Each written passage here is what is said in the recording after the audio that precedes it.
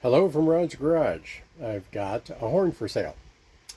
This is a 1956 Conn Coprion, which makes it an 18H.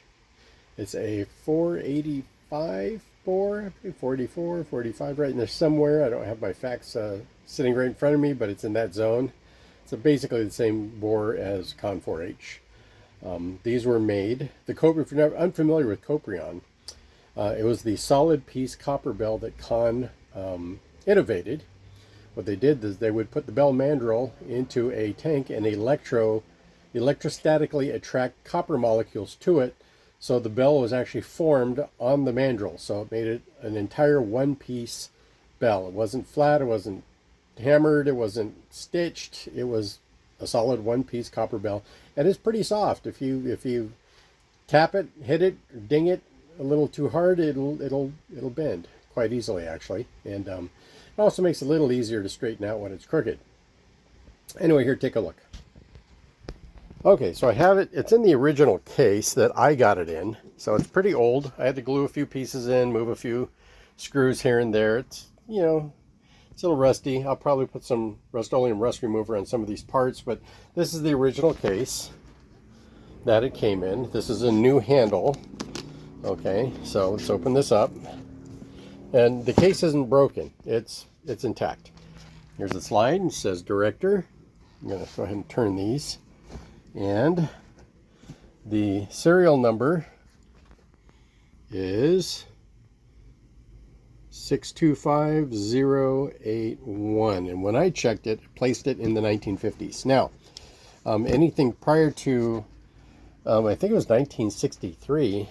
No, it was in the early 1970s when Conn moved from Elkhart to Abilene. So this is an Elkhart Director, as far as I know. I mean, I'm going to be posting this on the Conn Aficionado page, and there'll be plenty of people there to correct me if I'm wrong, which is good. I welcome that.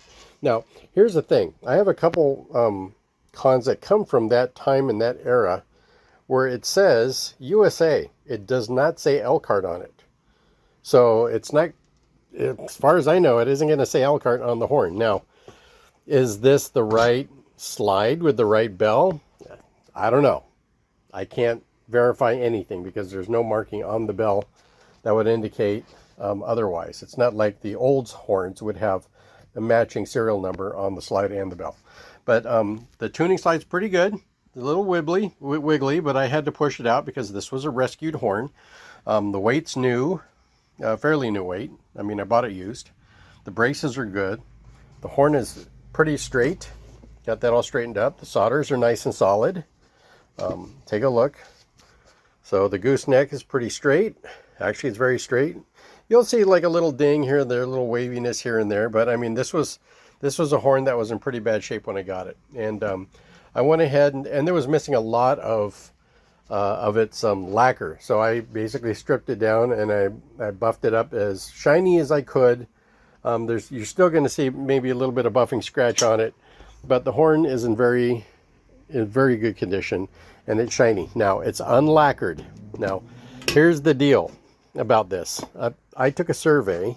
I took a survey on a few of the trombone forums and I asked, if I'm selling horns, would you prefer it lacquered or unlacquered? And at least 4 or 5 people chimed in and said unlacquered. Just make sure you disclose it, because if the horn didn't have a lot of lacquer and you unlacquer it, that's fine. In fact, there's a small number of professionals that chimed in that said, I had the lacquer stripped off my horn because I like the resonance better from the natural metal without it being impeded by a heavy coating of lacquer. And in some years, after Selmer bought Conn, they started covering horns with this orange stuff that's epoxy, from what I understand. It's really indestructible. I'm having a hard time getting it off of the 6H. But it changes the vibrational quality of the horn when you add that heavy lacquer to it. Some people like it, some people don't. So I'm going to give you the opportunity to get it lacquered on your own if you want. So there's that. But here's what I do put on the horn to protect it. First stage is I'm using this stuff right here.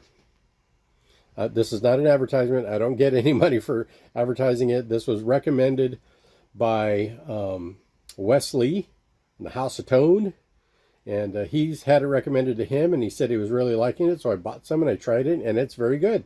It is what do they call microcrystalline wax, and if you read up on it, it's a museum quality preservative that, at least in England, they put it on armor, they put it on statues, they put it on metal, they put it on just about everything to preserve what they're trying to preserve, indoors and outdoors with that. Now, after I put a coating on that wax on it, then I hit it with this Music Nomads lacquer polish. So the wax, seals up the brass real nice with a very light, filler. Well, I mean, wax has always been known as a filler, especially for sculptures. I just dropped that. Okay, hold on a sec here. So if there's any micro grooving, scratching from the buffing, it fills it in. It doesn't take away its appearance, but it fills it all in. I buff it down to a very high shine by hand, and then I'll take the lacquer polish and I'll put this over it, and this is also UV protectant.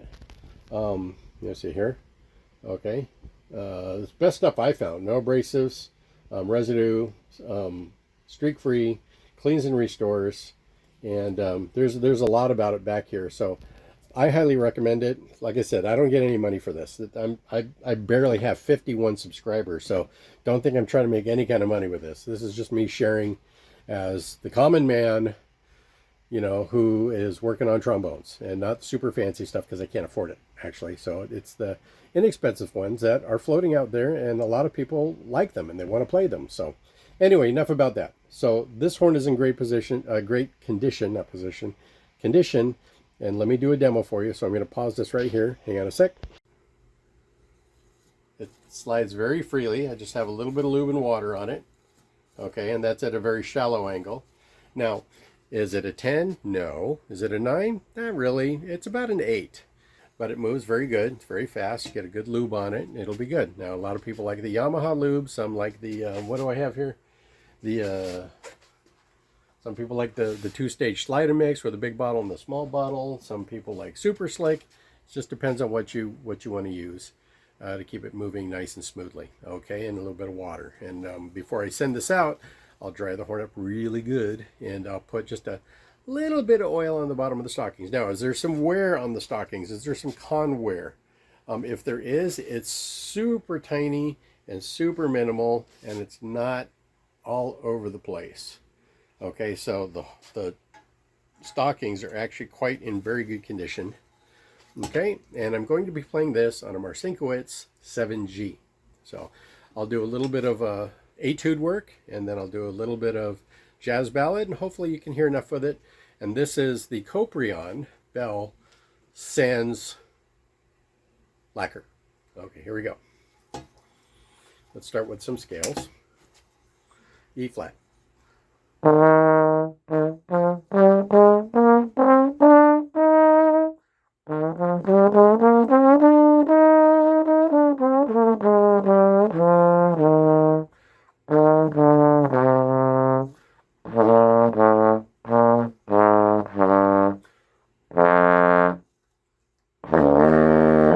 False tone because I don't have a trigger. Okay.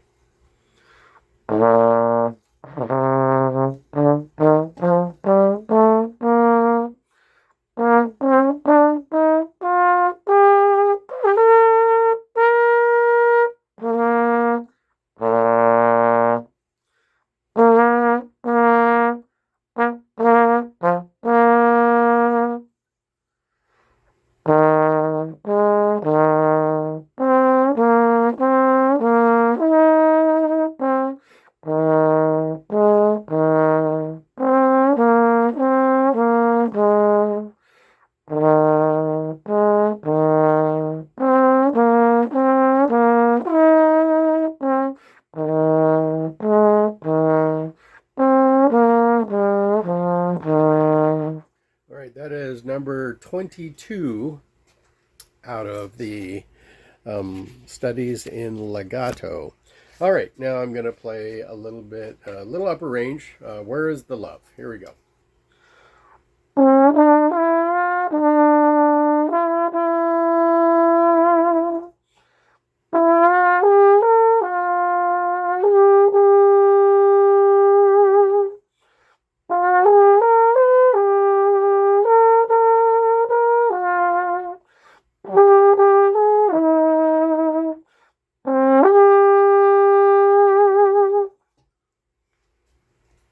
sounds great.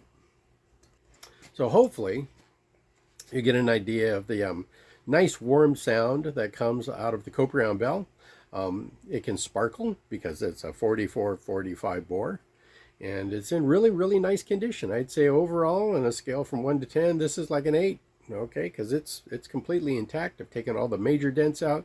You know, like I said, you're going to see flaws. I mean, it's an old horn, 1956.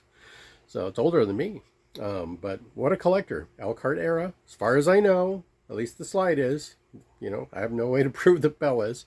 So I think it's a steal. I would like $250 for this, plus $87 in shipping and handling anywhere in the United States. I'm going to be putting this up on Facebook Marketplace. I'll be putting it up on Reverb, and I'll be putting it up on, I might put it up on eBay. We'll see. But Facebook Marketplace and Reverb for sure. Okay? Hope you like it when you buy it. Talk to you soon.